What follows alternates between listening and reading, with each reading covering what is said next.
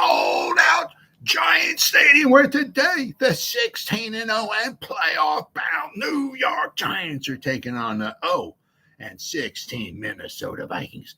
And why Minnesota Vikings 0-16? Because they suck. Welcome to the Gridiron. Anybody out there? Anybody at all? Going to spend a little bit of time with me here this evening. I greatly appreciate it. It means the world to me. Thank you so much. Or anybody spends any time watching a replay of this, thank you once again. Thank you so much from the bottom of my heart. I greatly appreciate it. It really means the world to me. Thank you. I'm going to try to go about 30 minutes here tonight. Usually goes a little bit longer.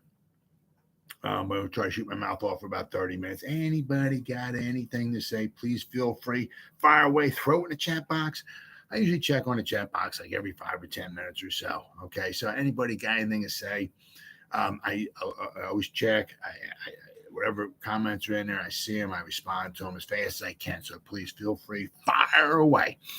And before I get started, now anybody wants to help support my channel, it would mean the absolute world to me. In the description box below, there's a top link. Takes you to my membership page. I got 3 different membership levels. The first one's called the Saquon, the second one's called the Lawrence Taylor, and the third one is called the Gridiron. Each one has their own little perks to them and everything. There's loyalty badges, which are pretty cool. There's 8 different loyalty badges. Now, each loyalty badge, okay, is like a different Giants helmet. It's different, like with a logo on it and everything. The older the helmet is, the longer you've been a supporter of my channel. The oldest one is a leather helmet. So if you got a leather helmet associated with your name, you've been a supporter of my channel for a long time. There's also emojis. There's 4 different emojis. Eventually, there will be a 5th one coming out, but right now there's 4 of them. You can use them in the chat box, or if you're making a comment or something like that. I had them made up on Fiverr. Every time I look at them, they crack me up. So eventually there will be a 5th one coming out, but right now there's 4 of them. So I said, anybody wants to help support my channel, it would mean the absolute world to me. If you're not a subscriber to my channel, please go down below, hit that subscribe button, hit the bell icon. That way, next time either I go live or I put out a video, you'll be notified. And it's free of charge. It's a bargain. All right. And then finally, also in the description box below, okay, there's a couple links. The top, there's Facebook links, okay? There's 2 of them. The top one takes you to my group. It's called The Gridiron, New York Giants, The Gridiron. It's a group. Right now, we have over 1,900 members in there, okay? I put stuff in there every day, between like pictures and posts and videos. I'm putting at least 10 different things in there every day. And not only that, if you become a member, you can post stuff in there as well, too. So not only am I putting stuff in there, but the members are putting stuff in there as well, too. Okay, so there's all kinds of stuff going in there every day. Additionally, there's another link. There's another Facebook link in there. Okay, it takes you to a page, okay, of mine, which is called, oddly enough, the New York Giants, The Gridiron. But it's a page, okay? It's pretty much about the same as the group. But there's I'm the administrator. I'm the only one that posts in there. Okay. But it's basically the same thing as the group. It's a 7-day a week. I'm not going to say it's not a job because I enjoy doing it. I would obviously do it for nothing. So I just enjoy doing it so much, but it just takes time. I'm saying 7 days a week between the group and the page. I'm spending half an hour to an hour in each, putting the videos in and posts and pictures, all kinds of things. All right. As of right now, we have 535 people who like the pages. Now, we just got over 1,800 people following. Yesterday was over 1,700. Now we're over 18. I guess it seems like while the season's in, it's still in, we're in playoff mode. It seems like there's still a lot of excitement and everything. But I mean, like every 3 or 4 days, I'm going up like an additional 100 followers. Hopefully the Giants win and we stay in playoff mode for maybe another month or so. But it seems like there's a lot of excitement and everything like that. We'll have to wind up waiting and seeing once the season's over with. Obviously, I'm sure there won't be as much excitement in the air when football's another 4 or 5 months away. But as of right now, this page here, between the amount of likes and the followers I'm getting, is really, really great. And I don't commingle. Basically, whatever I put in a page, I don't put in a group. Every now and then there's like something that goes in the page and the group that's identical. But for the most part, I put different posts and videos and pictures and all in the page and in the group. So please feel free, go to the page, like it and follow it and become a member of the group. And you'll get a boatload of New York Giants information every day. And it's always, like I say, if you're not satisfied, you get your money back guarantee. Now, with all that said and done, all right, well, it's time, guys. It's time. Got the 49ers. Good. First half was really good.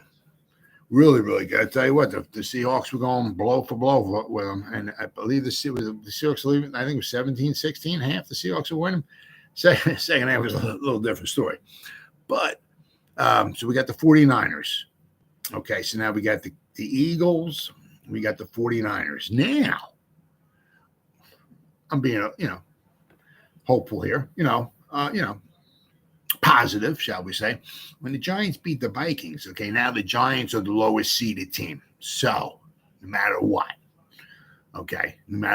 Giants playing the Eagles next week. I'm just trying to stay positive here, okay? You got Giants, Eagles next week. Giants are the only way the Giants would not be playing the Eagles, okay, would be if the Seahawks won. And I'll tell you what, after the first half of that game, looked like the Seahawks, possibility, looks like the Seahawks are going to be flying to Philly next week, but that was not the bay, okay? So now after the Giants beat the Vikings, so I guess you know what my prediction is, okay?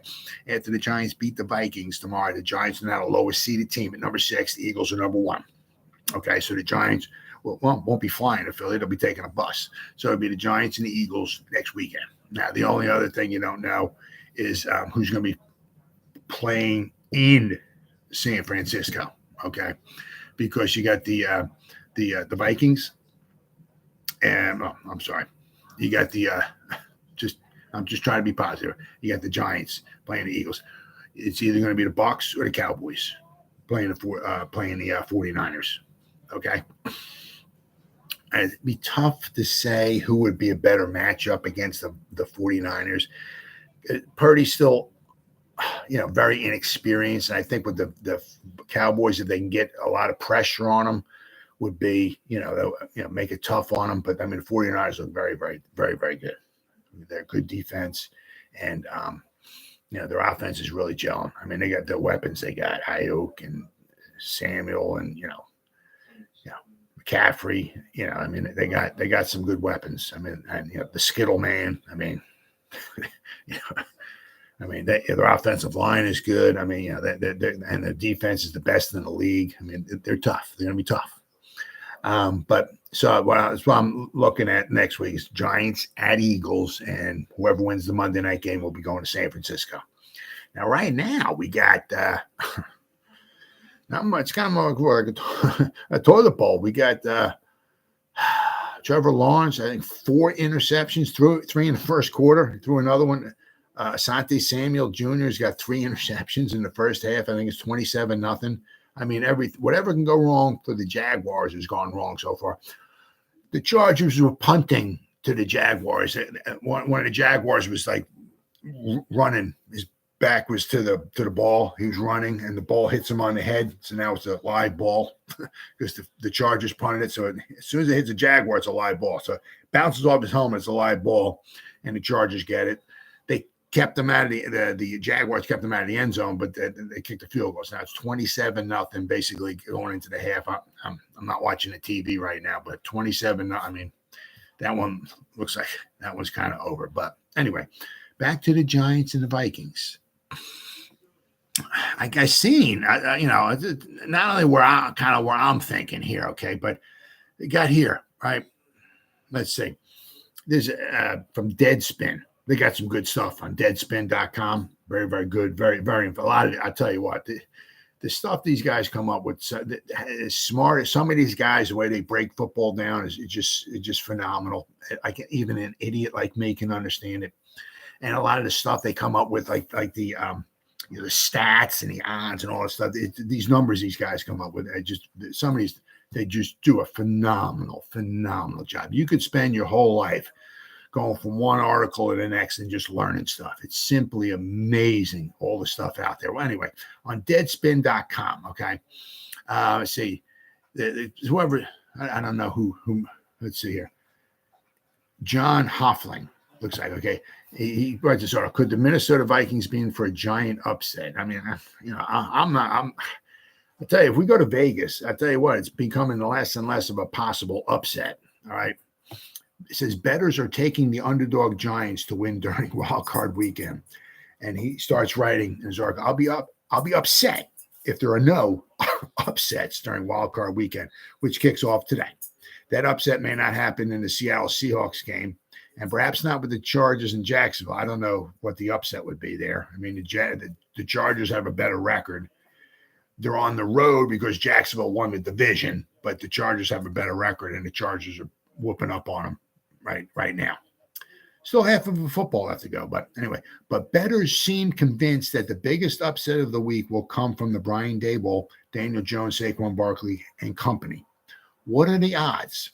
According to Odds Checker USA, so I mean, where these websites and whatever come from is absolutely phenomenal. Just the amount of information out there, absolutely phenomenal. 83.3% of all bets on the Giants-Vikings money line have been placed on Big Blue. 83.3%. That sounds absurd, but it may not be as insane as it seems. No, I don't. Yeah. For one, the 6-3 matchup has historically been pretty balanced, but the last 5 games, the 6-3 matchup in the NFC, the number 6 team has won, which also means not only the number 6 team has won the last 5 in the NFC, but the last 5, number 6 seeds have won on the road as well. Okay. Because if you're number 6, you're traveling to number 3. Okay. You're on the road. All right. So that means, the last 5. Okay. So maybe it's been pretty well balanced, but I mean, the last 5 years, number 6 has won each time in the NFC. Since 2002, 6 seeds are 22-18 during the wild card weekend. So not only that, not only so much they win, but I said they have to win on the road as well, too. And, that's why you want the number 1 seed. I mean, you have to play one less game. Absolutely. But you want the home field advantage. That is huge. Now, if you ever listen to Lawrence Taylor talk, okay, you go back to Lawrence Taylor after they lost the 85 playoff game in Chicago, okay, the crowd there was huge for Chicago. The Giants lost 21-0. I don't remember ever seeing Sean Landana went back to punt. The ball barely touched off his foot, dribbled off to the side. The Bear guy picked it up and ran in for a touchdown at 7-0. And the Giants had really very small amount of offense. Bears didn't have much offense either. But what Lawrence Taylor was talking about, he said that the crowd there was huge. So he was thinking, and so were the Giants, it would be huge if we could get home field advantage. If the playoffs would have come through New York/Jersey, right? He said that would be huge. But he came to that conclusion, obviously, after they lost in Chicago. He said, we need the playoffs to come through New York, New Jersey, right? Following year it did, right? The Giants, put together 2, couple phenomenal games. The championship game at home, they won 17-0. I mean, they beat the 49ers 49-3. It would have been 49-10. Jerry Rice caught a slant pass from Joe Montana over the middle. I can't remember what it was. First quarter, maybe. Might have been. It's escaping me. Caught a slant pass over the middle. Caught it. He was gone. For some reason, he dropped the ball. There was about 3 Giants following and trailing him, okay, who weren't going to catch him, okay, except he dropped the ball. I mean, he caught it. He was running in stride. The ball came loose for some reason. Giants got it, okay, but the Giants won 49-3. And then the following week at the championship game, like the Giants did in 2000, okay, after the 2000 season, the championship game in New Jersey against the Vikings, Giants pitched a shutout. So the Giants have had 2 home games, okay, 2 championship home games in Super Bowl year, okay, and both have been shutouts. They beat the Redskins 17-0 in 86, and they beat the Vikings 41-0 after the 2000 season. So Giants are not going to have a playoff home playoff game this year, regardless of how many games they win. They're not. The only way they could have would have been if them and the Seahawks made the championship game. Then the Giants would have been the home team. But once the Seahawks got knocked out, all hope for any Giant home game, that kind of went out the window as well, too. Okay. But, I mean, it's huge. Okay. Let's see. Keep in mind, these are all road games in this article they pointed out, which I'm just talking about. Not only are all 3 seeds supposed to be the better team, but they're also supposed to have home field advantage too. Okay. And yet, more often than not, the 6 seeds manage to walk away victorious. And, I mean, it just winds up being, I think, really, really good for the Giants because they went, not only did they play the Vikings, right, Christmas Eve, okay, not only that, but they also went into Minnesota, okay, on Christmas Eve. And they, they played in Minnesota. So it's not like, the Giants lost at home. Okay, now it's 27-7. Jaguars just scored with 24 seconds ago, so it's 27-7. So they still got plenty of time. They still got a whole second half in there. So anything's possible. 27-7 Chargers over the Jaguars. But not only did they play the Vikings, but they played them, and not only that, they played them in Minnesota, and it was only a couple weeks ago. It wasn't like the Giants played them week 1 of the season in Minnesota. That was like 3 months ago. I mean, it was just a couple weeks ago. Okay. And not only that, a lot of things are really in the Giants' favor here. Okay. The Giants are getting a lot of guys back. All hands are on deck. All right. Let's not forget. I mean, what really bit the 2 things that bit the Giants. Okay. All right. One of them was the secondary, and it wasn't horrible secondary play. Okay. But Justin Jefferson had 12 receptions and Hawkinson had 13. So between those 2 guys, they had 25 receptions against the Giants in that game. All right. But, when they played them, we didn't have McKinney in there. Okay. And we didn't have Adoree Jackson in there. Those guys are going to be playing this week. Okay. Things are going to might be a little bit different. We'll get hopefully Kayvon. He's supposed to be a good to go. Right. I mean, he's playing no matter what. Now, because they're not on the injury list, okay, it still doesn't mean they're not banged up. Everybody's got to have something wrong with them.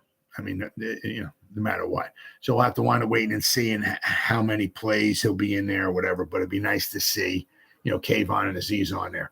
Now, the Vikings do give up a decent amount of sacks. They've given up at least 47 sacks on the season, okay. Their one tackle, O'Neal, who's a very, very good pass blocking tackle, is not playing in there. Okay, so advantage Giants. Their starting center, Bradbury, is expected to play. He's got a problem with his back. Okay, so let's. I mean, I wish absolutely. It's a game. It's entertainment. You want to win and all that, but I mean, you wish absolutely nothing. Bad on anybody. Injury wise, absolutely not. I mean, I wish the Minnesota Vikings bad, meaning I want them to lose, but I don't want nobody to get injured. But with Bradbury, it's his back. You're going up against Leonard Williams and Sexy Dexy, especially Sexy Dexy. I mean, he's having a phenomenal season. He could be literally a pain in the backside. All right. So be interesting to see how well Bradbury winds up playing. If he plays the whole game, how effective he is, how much pressure can Sexy Dexy get up the middle, because that's one of the worst, literally one of the worst nightmares for a quarterback is if you can't step up in the pocket, because a lot of times you get the edge rushers running around the edge, quarterback drops back, takes a step or 2 up into the pocket. Now he's got some comfort, you know what I mean? He can still look down the field, but if that center or guard or whatever is just getting bull rushed back into your face and you can't step up, that's not good. All right. One thing that Vikings did do was a lot of shorter patterns. They obviously caught a boatload of passes. What did they catch? What the heck did they have? Okay, he completed 34 passes, 34 out of 48. I mean, just phenomenal. Kirk Cousins, phenomenal game. 299 yards, no interceptions, which was huge.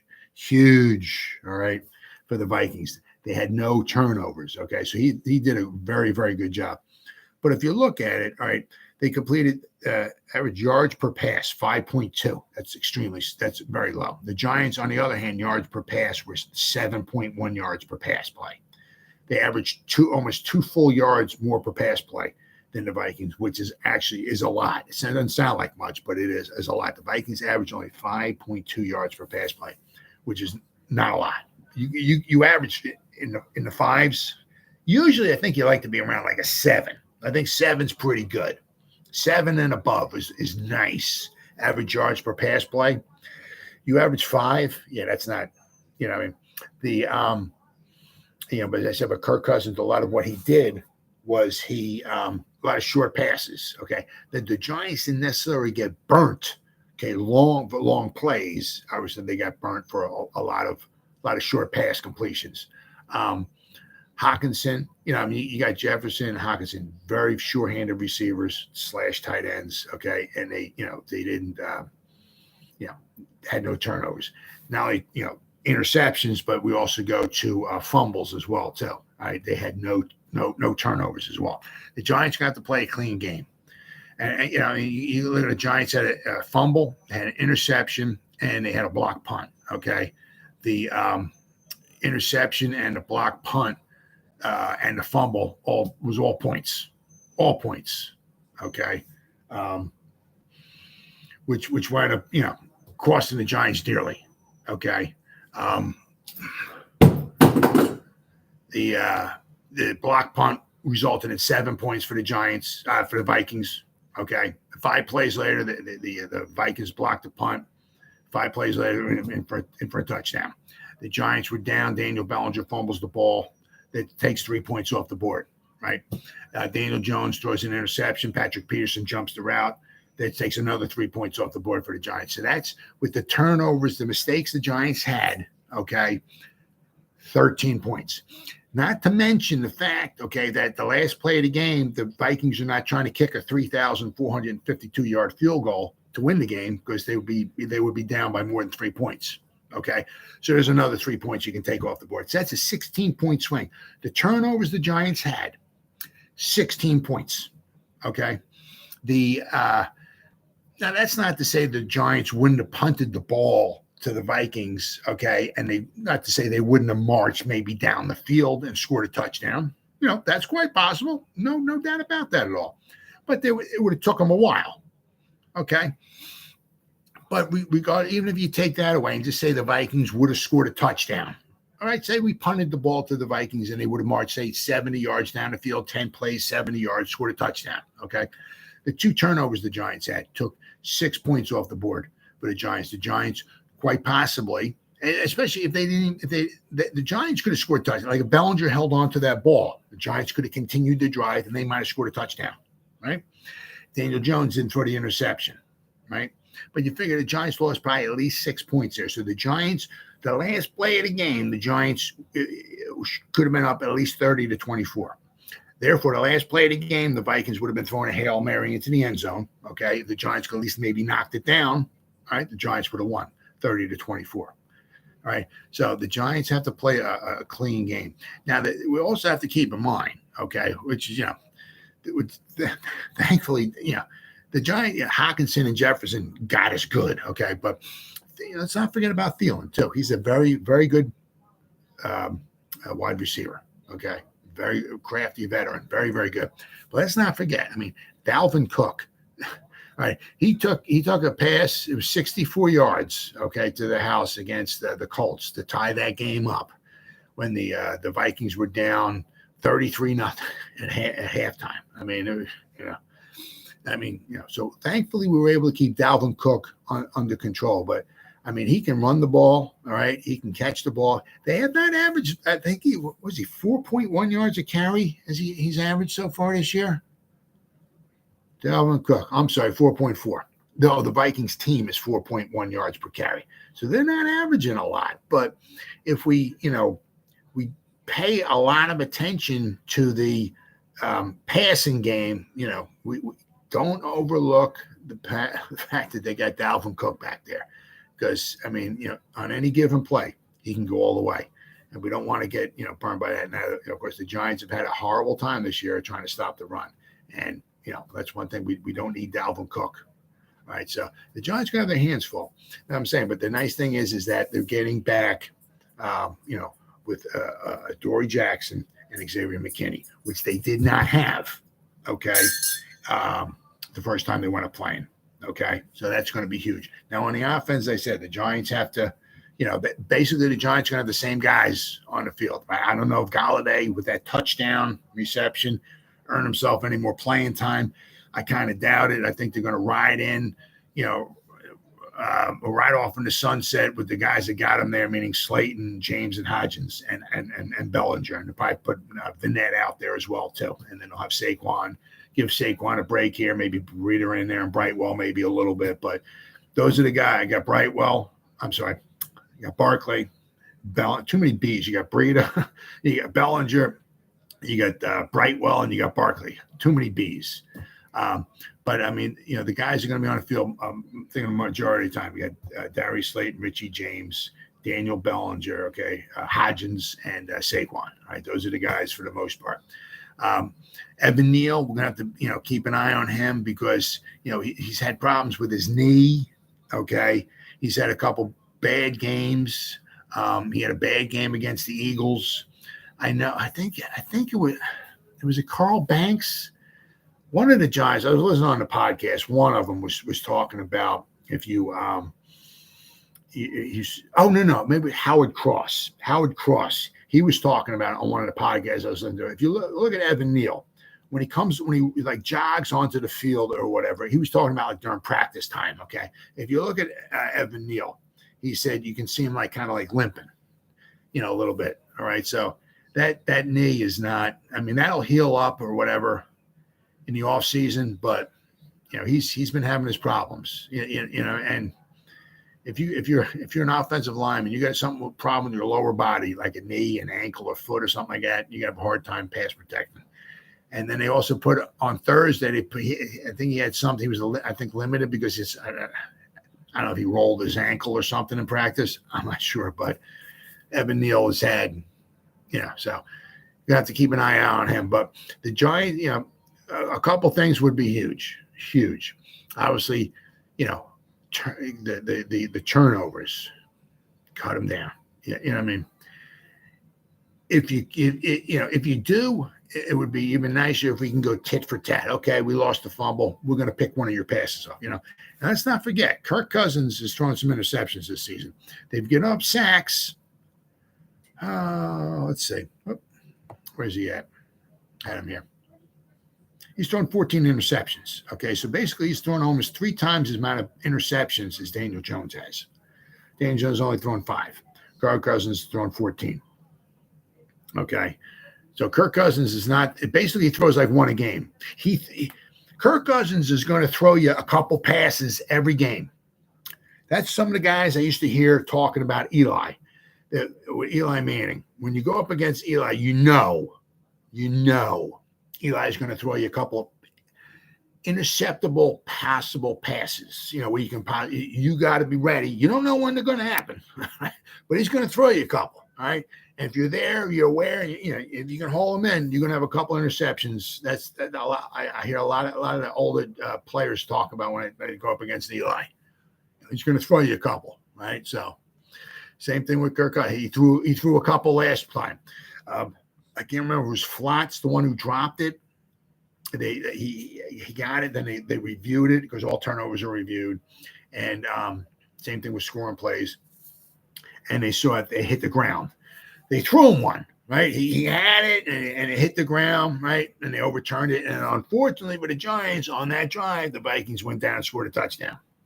Then there was another one. We had an interception, okay? And it got called back because of a pass interference or holding.